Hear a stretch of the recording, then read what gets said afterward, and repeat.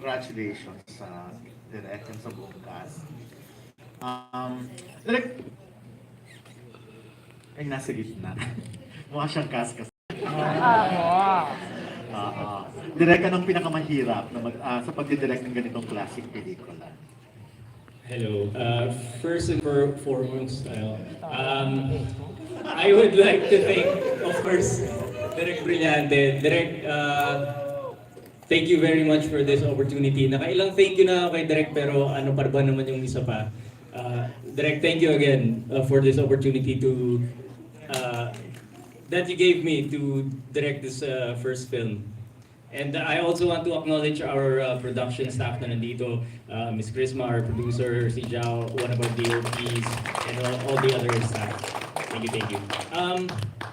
Ang pinakamahirap, I think for me, na ginawa namin is yung magmukha talagang filmmakers ang cast.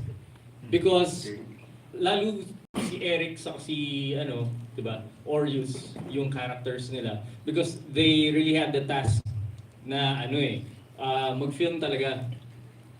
Joseph really had to record all his shots, no? And si si Ali, kailangan niya talaga mag-record ng sound. So I think yun ang pinakamahirap na ginawa namin dito sa film na to, na magmukhang authentic ang cast sa pagiging filmmakers nila. Ayan. What do you mean hindi sila parang dapat umaarte? Yes, dapat hindi sila magmukhang umaarte. Yes. No, and I think they pulled it off naman, no? Nagmukha naman talaga sila mga filmmakers. Kasi, hindi, tinatanong ko kung gaano kahirap kasi ang daming ganap sa pelikula. Talagang, lalo yung mga ibang scene, parang hindi ko alam kung saan titingin. Lalo na siguro sa point of view ng director, kung alin doon yung mga uunahin. Kung alin doon ang mas magto-focus. Kaya tinatanong kung gaano kahirap yung pag-direct itong movie na to. Well, before we started filming naman meron naman kaming guideline, no?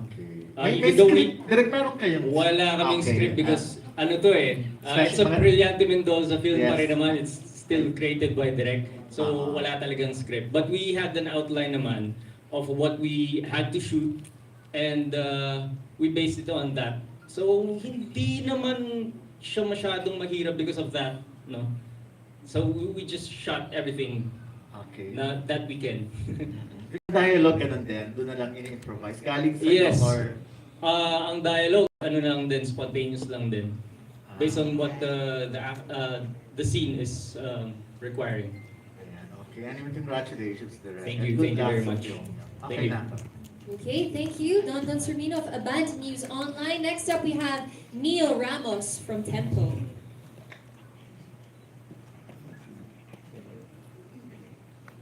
Good evening. Ano ko lang doon sa mga bagong artista na nakasama dito sa pelikula. Anong pinaka-interesanteng bagay ang natutunan niyo? What's the most interesting thing that you've learned doing this film? Considering that, tackles so many things like culture, drugs, sex, violence. Anyway, sige. Can you just start from there? For me, since it's my first movie, I guess just working without a script was very challenging and overwhelming. Good thing that I have good relationship with my castmates, so yung batuhan and everything felt very real, nagfo-flow siya. So that was a very interesting part for me in filming this.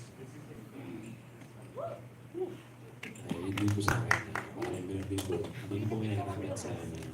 Dahil napakadaling magbaduhan kasi kahit hindi na po kinahirapan magbaduhan kasi kahit kaya naman yung ibigay na kahit walang script.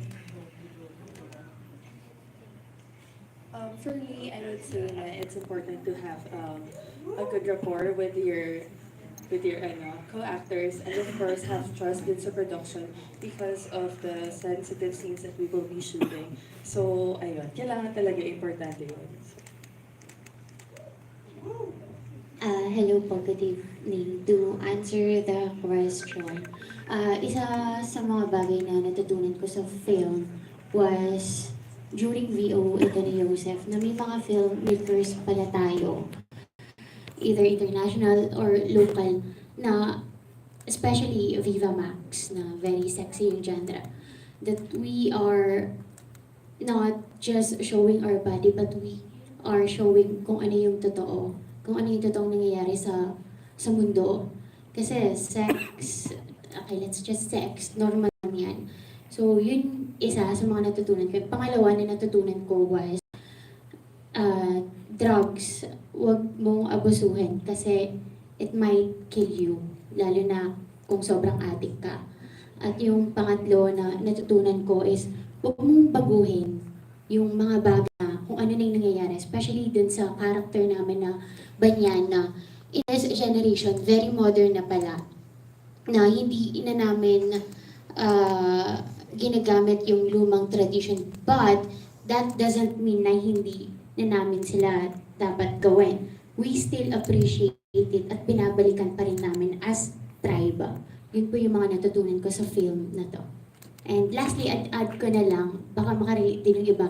Lahat tayo may kanya-kanyang fear and may mga imaginations tayo. So, we don't have the right to judge that. Kasi lahat tayo may kanya-kanyang ganun eh.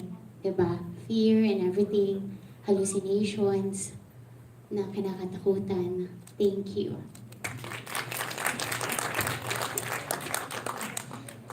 Hello po. So basically ako, for me, in my opinion, may line ako dun sa movie na sinabi ko, as filmmakers, we are obliged to tell the truth, no? But as we all know, sad reality, a lot of people who shoot docus or any type of movie na ganun, they don't always tell the truth. There's always some twists behind it, you know, just to make them look better or to make the movie more interesting. But we live in a world full of lies. Thank you.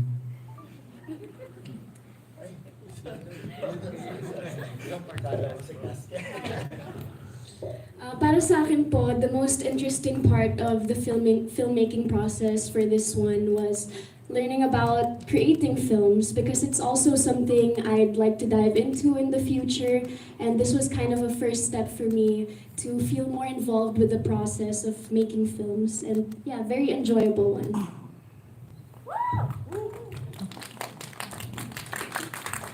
I'm very new to this whole showbiz thing, so I guess one key thing that I really got overwhelmed with is Dirk Brillante's no script method. But one key lesson was to really have good rapport and chemistry with their castmates off cam, because it really shows on cam. But one lesson that I did get in the film is it's not really just about the action, but it's also about the intention behind it. Because what's the thesis about truth when you don't show the truth? Dito, siguro isang bagay na natutunan ko, especially dito sa film talaga, is appreciate kung sino yung mga nasa likod ng film talaga. Kasi ang hirap eh, hindi siya ganun kadali. So, sa lahat po ng mga films sa likod nun, na-appreciate po namin kayo and thank you po.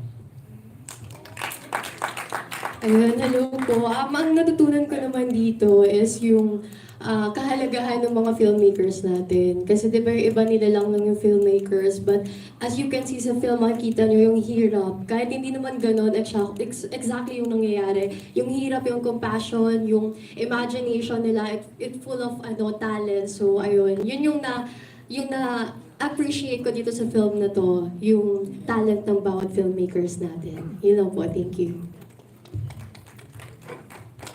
Hello everyone. Well, being the last one in the line, I think everything else has already been said at this point. But I would just like to reiterate that working scriptless, you have to work on the basis of method acting. You need to really become your character. This can make it very hard to separate yourself from that character, especially when you're not being filmed. But at the same time, you need to really, as people have said, connect with your fellow cast members, the production crew. You really need to trust everyone in what they're doing, especially in the industry.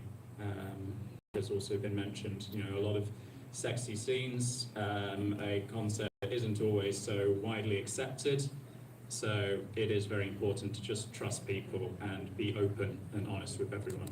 Thank you. Thank you for all your answers. Thank you, Ms. Rock. Okay, thank you. Our third interviewer tonight is from Abante Tonight, Alwin Ignacio.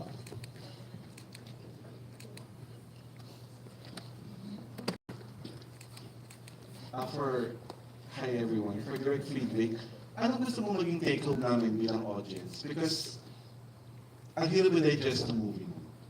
Hindi mo daling intindihin, hindi mo daling maunawaan in one sitting because ang dami-dami mong gustong sabihin ng film, sex, drug, the millennial lives, and all those stuff. Ano talaga yung gusto mong iuwi namin? Sure. Yeah. The main takeaway of the film is we really wanted to show that media and filmmakers can and do manipulate their stories. So, ayun po. Yun talaga. Yes, yun talaga po ang... Talagang gusto mong guluhin ng isip ng lahat. Yes, yes. Gusto talaga namin maging disturbing yung film. Pero that's the main takeaway of the film. Okay. Per cut. Sa live screen, madugo yung character mo. Tapos ito, madugo na naman. Paano mo pinaghahandaan nito mga roles? For this project po, we were able to have 2 days of workshops where we were able to practice being our characters and taking up the roles for creating the thesis. So that was a really big help for us to get in touch and feel comfortable with portraying those roles. And my last question for Luke Selby. As the only foreigner in the film, how was it like working with this bunch of people? Well, it's no secret that Filipinos are very welcoming and honest people. So I didn't at any point feel vulnerable or ostracized would be the word that I'd use. Although my character throughout the movie becomes slowly more and more ostracized as time goes on, just feeling more and more like a foreigner in the Philippines. I don't understand what's going on. I don't understand what people are doing, what people are saying, the culture, the language. But the people that I've worked with on this movie have been just fantastic, a breath of fresh air, really. And I hope to work with them all again in the future. Thank you very much. Thank you, Phoebe. Thank you. Okay, our second batch of interviewers will consist of Eugene Assis from People's Journal, G News, Matt Suzar from La Quachera Lovers, Alan Sancon from Stars Photo Vids. All right, let's begin with Eugene Assis from People's Journal and G News. Hi, good evening. Gusto ko sana tanongin si Director Brillante. Andiyan mo ka? Do you accept questions, Direk? Yes. Okay lang. All right, let's go, sir. Eugene. Anyway, kasi batch ko yun sila Tanya Gomez, sila Isadora. Medyo, ano ba ito, parang tribute talaga dun sa original Alapaap. Kasi si Tanya, I believe, was the lead actress of the film.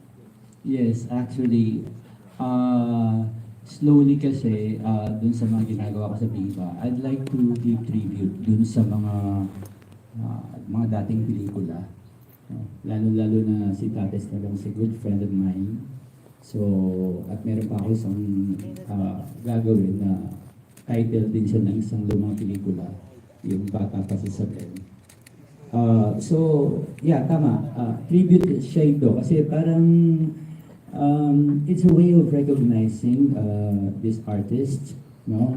At para maalala din ng mga kabataan ngayon, ng mga bagong artista ngayon, na itong mga artistang ito,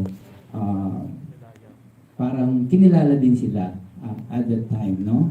Noong mga panahon na yon. So, at sa industry din, sana huwag nating makalimutan yung mga dating mga filmmakers, dating mga artists, bigyan ng respeto, ng tamang respeto, yung mga dating artista na hindi na siyempre katulad ng dati, no? Katulad ng ngayon. Yan. Okay, salamat, Direk. Anyway, my second question is for Angela. Kasi nagbida ka na doon sa isang film. Ngayon parang you were